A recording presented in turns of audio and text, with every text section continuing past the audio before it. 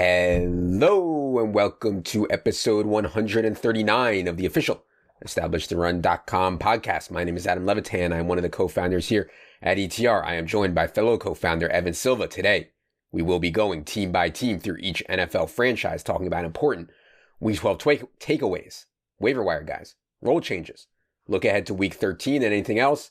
Evan, how was your Thanksgiving? Welcome back to Chicago. What's going on?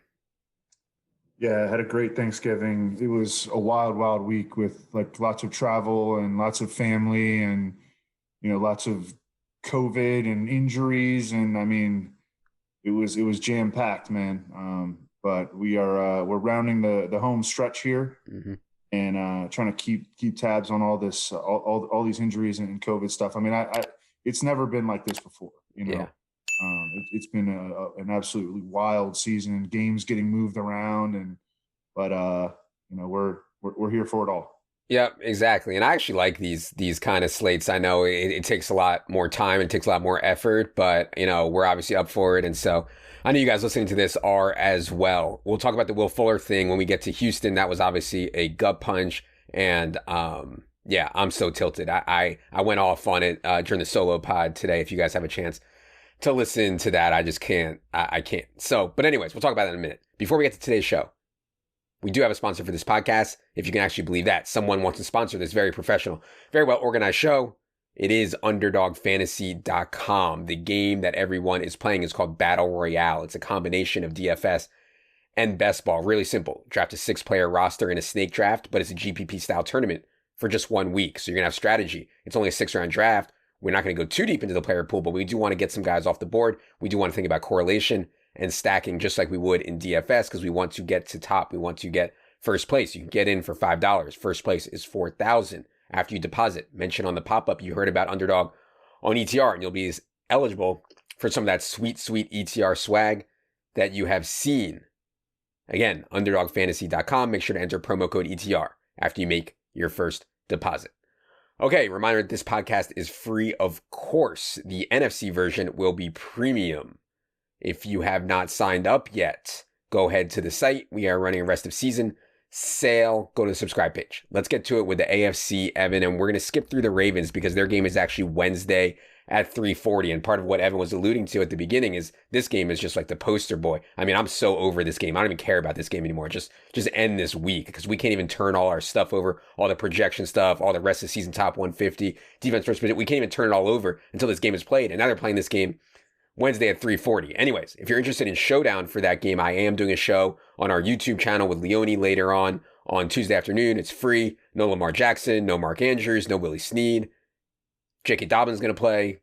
Mark Ingram expected to play. But yeah, excited to see Robert Griffin III at least. But by the time you guys listen to this, the game will already be played. So we're going to go ahead and skip that. Let's go to the Buffalo Bills. And yeah, John Brown, man. John Brown may be done, sadly. I mean, they put John Brown on IR. Ankle injury seems really bad. Gabe Davis played 60 out of 61 snaps against the Chargers, 14 of them in the slot. Only saw 4 targets, but a solid 16% share because in this game, Josh Allen way under expectation in terms of attempts. Josh Allen only threw it 24 times, averaged 36 on the season. What did you see out of the Bills' kind of easy win against Justin Herbert, and what do you think about Gabe Davis's rest of season outlook? Yeah, I missed this over, and that was not fun. I mean, the game called by Anthony Lynn was just absolutely brutal, and the game wound up being like mostly a slog. The difference between like, and I mean, we talked about this entering the game. I thought it could be offset by the losses of Melvin Ingram and Casey Hayward, but the difference between the Bills' offense with John Brown and without John Brown, or John Brown, just out there being a decoy or barely playing or whatever, it's been like about a 10-point difference, through 11 games. And I mean, yeah, clearly, I was worried that he had a high ankle sprain. I would guess that's what he had because he was placed on IR. He's going to miss, at least 2 more games. And who knows what happens, if like a high ankle sprain, we see guys come back from that all the time and, they're not even remotely as effective as before. So I don't know. I'm lowering expectations for the Bills offense going forward. But that this game in large part was a pretty big disappointment, I think, from a fantasy standpoint. Yeah, play the four. Of Austin Eckler, which we'll touch on when we get to the Chargers.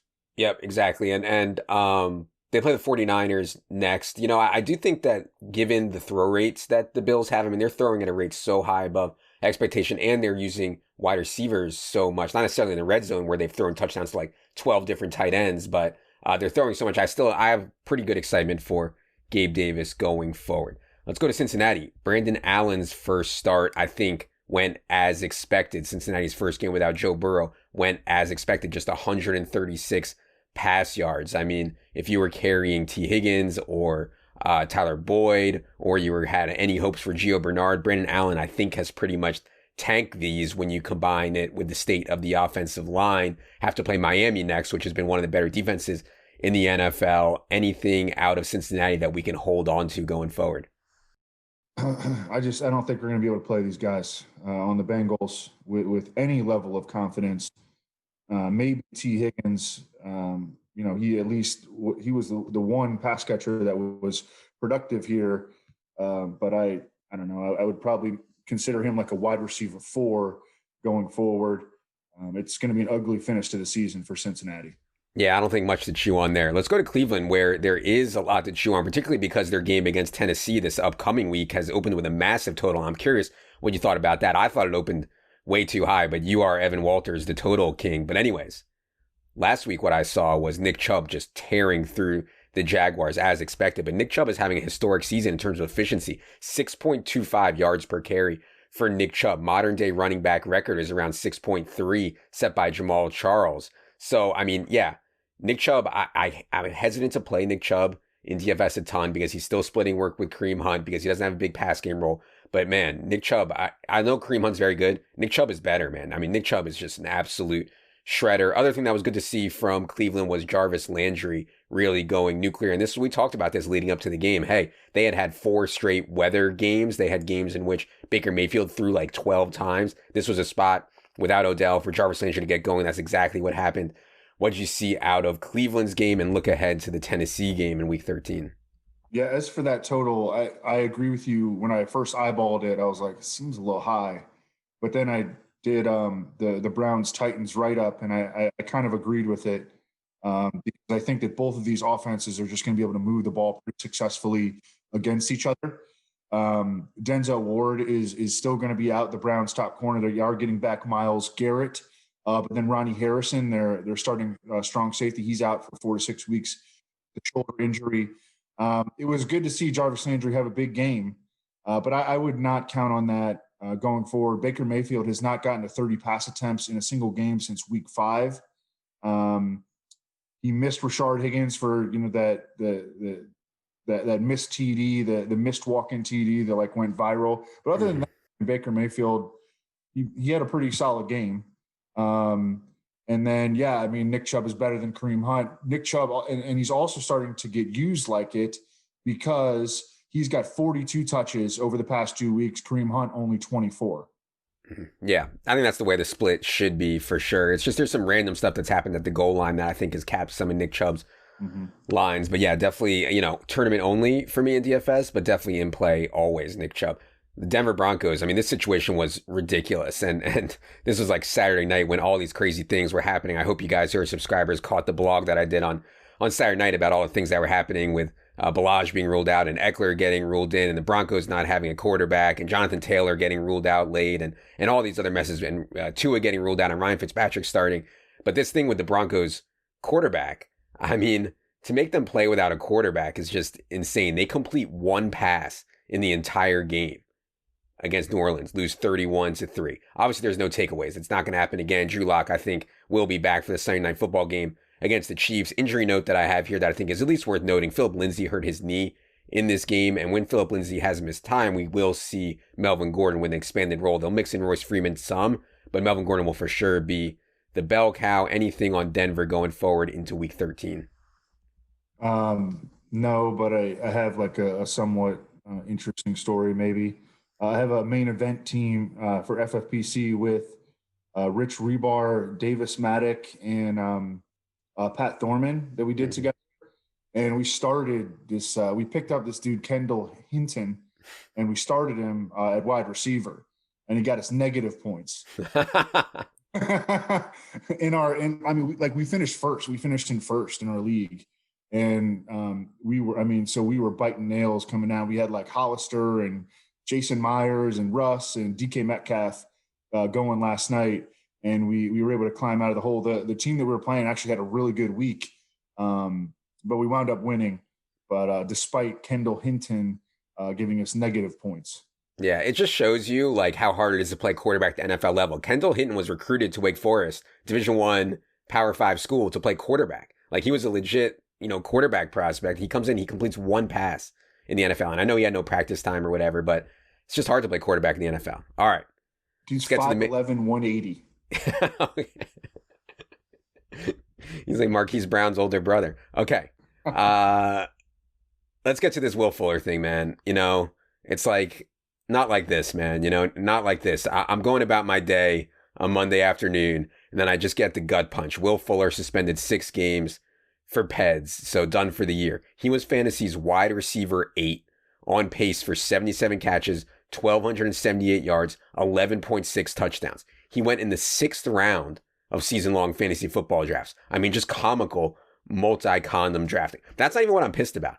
I am pissed because I'm pretty convinced that just about everybody in the NFL is on some form of PEDs. And for this dumb motherfucker to go out there and get caught, I mean, how are you going to get caught when everybody is doing it and you're the only one that gets caught? And then I'm on tilt because everybody's sending me tweets like the only reason he stayed healthy was because he was on PEDs. Oh, he would have never stayed healthy. Here comes the victory lap for injury prediction Twitter, right?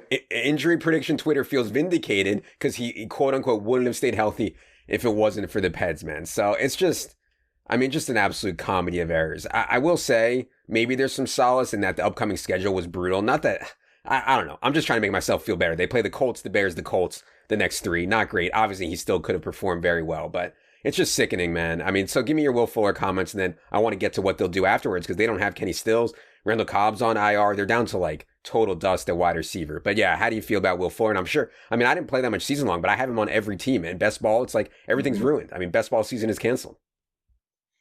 Yeah, I mean, and if you've noticed, like the NFL has handed down very, very few PED suspensions this year. Actually, very few suspensions at all. I mean, usually like on a week by week basis, like, at least every other week, someone will be getting suspended for something. Mm-hmm. I haven't heard of one banned substances suspension like all year.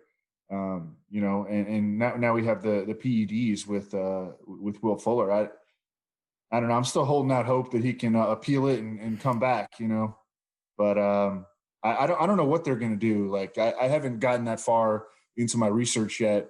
I just assume that, Brandon Cooks is going to see, he's going to be in line for like double-digit targets every week, and we're going to see a lot of Jordan Akins. I mean, they have very, very little wide receiver depth, especially as you mentioned after they cut Kenny Stills.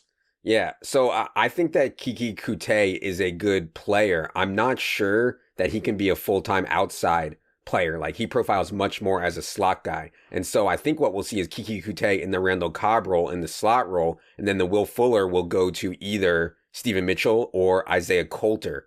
And they'll run like clear out routes or whatever. But yeah, I mean, Brandon Cooks, they've used all over the field. It's definitely a boost for Brandon Cooks. Again, the schedule is not great. Colts, Bears, Colts, the next 3. Obviously, this hurts Deshaun Watson as well. I mean, Deshaun Watson splits with and without Will Fuller in his career are just off the charts. So yeah, sad times, all around. And shout out to Deshaun, who's really had a great year. I think despite all the issues going on with Bill O'Brien, with losing DeAndre Hopkins, now with this, and just a mess. All right, Colts. Jonathan Taylor lands on the COVID list, and man, Nyheim Hines has like the perfect setup for fantasy. Plays 75% of the snaps, got 2 goal line carries. They both failed, but did get 2 goal line carries. 10 targets for a 23% share. When you play with Phillip Rivers, who targets running backs at like the highest rate in the league, and your natural skill set is pass catching, it's like impossible for you to fail. And that's exactly what happened with Nyheim Hines. Other thing that I wanted to say on the Colts, Michael Pittman only had 2 catches for 28 yards, 0 touchdowns, but 9 targets, ton of air yards. Upcoming schedule is Texans, Raiders, Texans. So listen, target shares in Indy are incredibly hard to predict because Phillip Rivers throws to like 10 guys, but I want to leave the light on for Michael Pittman. What'd you see out of the Colts? No, I just kind of reflect, all of your commentary there. T.Y. Hilton had like his best game in like years, but the vast majority of it kind of came in garbage time. And this Jacoby Brissett thing at the goal line, like Frank Reich was asked about it after the game, and he said, "No, we're going to keep doing that." So that sucks. Yeah. By the Okay. way, Washington withered Philip Rivers. He's been like actually good in fantasy lately. Yeah. It's weird. I know. It's hard to use him in DFS tournaments because you don't know where the ball is going. I mean, I guess this week you did with Naheem Hines, but besides that, I mean, all right. It should be Pittman though. Jacksonville. I think Mike Glennon played better and more aggressively than a lot of people expected. I mean, he threw the ball down the field. He was competent. It didn't really work out for Keelan Cole or Laviska, or I guess it worked out for Colin Johnson. We'll see on the status of DJ Chark, on Chris Conley. The other thing I want to note is another huge game for James Robinson. And maybe I've been underselling his usage. I mean, 95% of your team's running back carries and 4.3 targets per game. I mean, that's a ton of work. I mean, like historic work for James Robinson in terms of share of your team's touches. What do you see out of Mike Glennon and Jacksonville? Yeah, Glennon played a lot better than I would have anticipated. He did catch the Browns without their top two pass defenders, as we discussed going into the game, and Myles Garrett and Denzel Ward. But I mean, he was without DJ Shark and Chris Conley and I mean he's Mike Goose Glennon, but he played pretty darn well. And you're right, he threw the ball downfield. He was aggressive. He's the type of guy that the more he plays, the worse he gets. I don't know. I mean, the Jaguars they risked like getting a win there. I mean, they only lost by 2 points. They might have to go back to Jake Luton to finish up this tank. Yeah, they play the Vikings this week too, which I think they're like 10-point dogs, but Vikings. I mean, they can definitely beat the Vikings. I mean, God. Yep. Okay, Kansas City. And we have seen a real change in Tyreek Hill usage, in my opinion. I mean, he is seeing 30-40% target shares on a regular basis in the NFL's most pass-happy offense. That's not what we used to see. We used to see Tyreek Hill way lower in last year in terms of target share. So, he's playing with Patrick Mahomes. He's playing the NFL's most pass-happy offense. He's seeing 30+% target shares. I mean, it's just a lock for him to smash. By the way, I wanted to note, Sammy Watkins was back. Byron Pringle was out. Mecole Hardman, only 19 routes run. Tyreek, 52. D-Rob, 46. Watkins, 43. So, yeah, I mean, they're just not in on Hardman at all, no matter what the situation is. What do you see out of Kansas City's win over the Bucs? Yeah, just the continued full-on embrace of an extreme pass-heavy offense because nobody can stop it. So keep doing it. It's amazing that Tyreek Hill is number 1 in the NFL in receiving yards and Travis Kelce is number 2. Patrick Mahomes is going to win MVP again.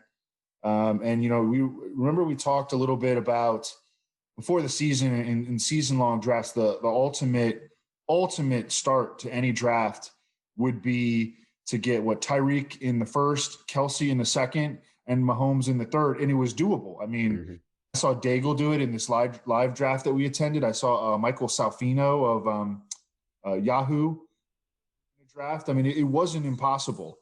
But man, if you have that right now, you are fucking rolling. For sure, yeah. And also on CEH, I mean, our FFPC team, which we thought had a real chance to win, it was a Russ stack with CEH and Kamara, and now CEH and Kamara are barely usable, and we're dead because they're using Darrell Williams, the mentor, also. So frustrating end to the season for our team there. Pour one out. The Raiders. An unfathomable egg laid by the Raiders. I don't think the Raiders are very good. I could not have seen this coming. 6 points at Atlanta. Josh Jacobs banged up his ankle, says he's okay, but we'll see. I mean, Devontae Booker, I think, is worth adding for sure. They play the Jets next, but man, I don't know what happened to the Raiders. Other than just a random fluke, did you see anything that made you say, this is what happened to the Raiders in this game?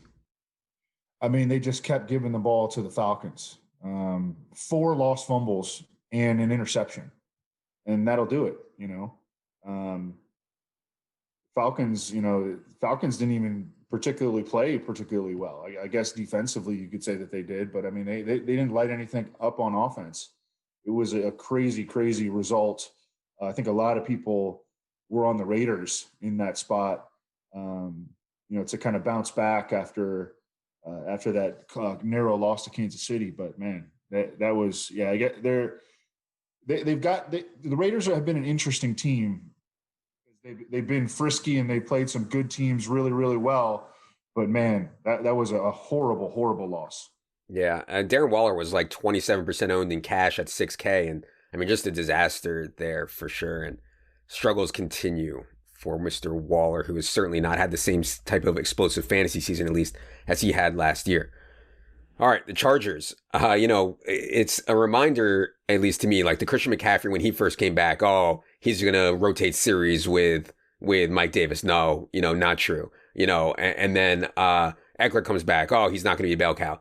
Nonsense. Eckler, 72% of the snaps, 16 targets for a 31% share, career high in touches in his first game back. And I think the thing is, like, people just don't know, like, when these guys come back and they feel good and they tell their coaches in the game they feel good, obviously you're going to play Eckler over Tremaine Pope and Josh Kelly, So I think it's a little bit hard to predict before the game, but I talked about on the solo pod how it's worth gambling on, because, yeah, you could get Chris Carson's situation where he's eased in a little bit like he was on Monday night, but you can also get McCaffrey and Eckler situations where they come back. And Deebo Samuel, too, came back on Sunday and came back from his first game off, and he went ham, too. So exciting for Eckler. He gets New England, Atlanta, Las Vegas, Denver, Kansas City. Pretty good schedule the rest of the way. What do you see out of the Chargers and how Austin Eckler affects the rest of the guys on this offense? Yeah, I mean, the target share was down for Keenan Allen, but I mean, he still saw double-digit targets with Eckler back. I'm not too worried about Keenan Allen. I think he's going to continue to crush. Austin Eckler. I think Kalen Ballage, who had seen a ton of usage over the previous 2 weeks, he practiced every day last week, albeit on a limited basis. But I mean, he was in practice all week. And usually dudes that are, even when they're listed as questionable and they're limited all week, I mean, usually they end up playing. But I think that the green light for Austin Eckler went on when it became clear that Kalen Ballage was not going to play. And that just opened up the floodgates because, they don't trust Josh Kelly, and Tremaine Pope is like a special teamer. And they just, they gave Austin Eckler the first series. He crushed, and they had no reason to go away from him. Yeah. And you see these guys, I mean, these are the kind of guys that we want to play in fantasy. Eckler, Naheem Hines, Christian McCaffrey, Alvin Kamara with Drew Brees. These are the kind of guys that I just love playing. You create such a ceiling when they can catch so many passes in a game and be game flow independent. You remember, it was last year when, not this past season, but the previous offseason leading into the year, where people didn't want to draft Austin Eckler because he couldn't run between the tackles. Like, we don't want our running backs running between the tackles. We want them out in space, catching passes. He's like the ultimate fantasy running back. Yeah, love it. Okay, Miami Dolphins. Ryan Fitzpatrick, of course, if you listen to this, you knew Ryan Fitzpatrick was going to come in and just shred. And no surprise there at all. Lifts up Devontae Parker, of course. I thought Mike Gesicki had an okay game. I think he only caught 2 passes. But man, the Dolphins are like, I don't know if they're lying or what they're trying to do, but Brian Flores says it's still Tua Tagovailoa's job when healthy. We will see, because Miami's in the playoff hunt, and Ryan Fitzpatrick clearly gives them the best chance to win. Injury I'm watching with Miami is Myles Gaskin. I mean, they don't seem to want to give Matt Breida any form of a real workload. DeAndre Washington played ahead of Matt Breida for much of that game. What did you see out of Miami? Yeah, it wasn't enough to beat the Mahomes Tyreek teams, but the Fitzpatrick to Devontae Parker stack was solid, and I would expect them to continue to have a lot of success. I mean, Ryan Fitzpatrick is like the perfect quarterback for Devontae Parker, who isn't necessarily a big time separation receiver. And I thought Tua made some interesting comments recently, by the way, where he was like, if I see a guy open, I'm gonna throw it, and if not, I'm gonna wait. And I was like, that doesn't sound great, actually. Like, you should be willing to trust your receiver. I mean, think about what he had at Alabama, like Jerry Jeudy and I don't know, this Devontae Smith guy and Henry Ruggs, just the ultimate separation receivers. He's going to need to learn to pull the trigger throwing the ball to receivers that seem to be covered, and that's exactly the way that Devontae Parker plays, and that's what makes Ryan Fitzpatrick such a good match for him. Yep, and they play Cincinnati in Miami this week upcoming, so it should be another big chance for Ryan Fitzpatrick and the pass game, assuming he gets the start. All right, New England. I mean, Cam is just, I know you guys give me a lot of shit about Cam. Cam is just, 84 passing yards. He's now been under 175 pass yards in 7 out of 10 games this season. I know they won the game, and they did a great job on Kyler, and we'll talk more about that in the NFC pod. But yeah, this Cam is just not in. And that's why some people ask me, well, why didn't I consider Jacoby Myers in cash? And I thought he was okay, but I just don't trust Cam whatsoever. But Jacoby did spike back up to a 33% share, which was good to see. And another good sign, Patriots have identified that Damian Harris is so much better than Sony Michel. The problem is they're using him in the Sony Michel role, which means he doesn't get targets. Really hard to trust in fantasy. What you see out of New England? Yeah, Cam also has not been an upside play this year, even in some games where he's had one or two rushing touchdowns. He has not been above the quarterback 8 on the week since I believe week 2 against Seattle. So he actually has been a decent floor play. He's been a top 14 quarterback on the week in 7 of 10 starts. He was not a good floor play this past week. He was a basement play this week, but. I don't know. It'll be interesting. I kind of like this Patriots-Chargers game that's coming up. The Chargers have a tendency to give up a lot of points, even though they've got a lot of individual talent on defense. And Justin Herbert remains a stud despite, the coaching staff actively working against him. I don't know. I think it's going to be an interesting game. Yeah. Yeah. Chargers have been bungling their talent for so long, and I hope they get a regime change for sure. We'll talk about the Lions much need a regime change as well in the NFC pod. Jets, they're going to end up with Trevor Lawrence, man. They have not won a game, and Sam Darnold, looks worse than Joe Flacco, if that's possible. I would not have said that. I would not have even fathomed that, but Sam Darnold looks worse than Joe Flacco. They're out here giving 21 touches to Frank Gore. Denzel Mims looks like he can play, and he has a really good role. They get the Raiders at home, so there's some chance, but yeah, they're clearly going for Trevor Lawrence. What do you see out of the Jets? Adam Gase is just he's a jerk, They scored 28 and 27 against the Chargers and Patriots with Dowell Loggins calling plays over the previous 2 games. Adam Gase, probably because, he do this for egotistical reasons, we're scoring points now. I got to take back the reins. They put up a fucking 3 with 10 first downs against the Dolphins. And then after the game, the reporters ask him, Dowell Loggins was just standing there, clearly you took back play calling. He's like, he lied about it. He fucking lied and said that he did not take back play calling. Just what a jerk. How could you I looked up the value of the Cowboys franchise recently. I think it was $9 billion or something. What are the Jets, $1 billion? Are they worth maybe $1 or $2 billion? How can you have this asshole as the front man for your $2 billion, enterprise? Just what a fucking laughing stock. The dude what an asshole. You know why? It doesn't matter. They're going to print money no matter what. It's the NFL. Exactly. It's a printing press. But yeah, I do think starting fresh, regime change with Trevor Lawrence, maybe they'll get their head on straight in Jets, although I'm not optimistic. All right, we'll skip the Steelers. Again, they play Wednesday against the Ravens. As we mentioned, no James Conner in that game. Last one we're going to do here on the AFC is Tennessee, and it's big dog season, man. It is D. Hember after all. He absolutely shredded the Colts. And we talked about this on Friday with the pieces that the Colts are missing. 3 defensive linemen out for them. Maybe not a surprise that Derrick Henry goes 27, 178, 3. This schedule coming up, home versus Browns, I don't think is great. It's not terrible, but it's not great. Then Jacksonville, Detroit, Green Bay, and Houston. This is setting up for Derrick Henry to win fantasy leagues again for people. What did you see out of the Titans game against the Colts? I had not heard that term before. D. Hember. Oh, God. Kitchen, your old boy from the Swolecast. That's his favorite thing to say. It's D. Hember, baby. It's D. Hember. Oh, man. Well, I do know that Derrick Henry has played 17 career regular season games in the month of December, and he scored 19 touchdowns in them. And also he is crushed in January as well. I mean, it's like, it's like imagine, all the bodies are beat up, late in the season, they're probably dealing with the COVID fog. And then all of a sudden this 250-pound iceberg who runs like 4.45 coming at you. I mean, just ole, you be the matador, just you can go. All right. I mean, that's what the defenders are going to be saying to Derrick Henry. Yeah.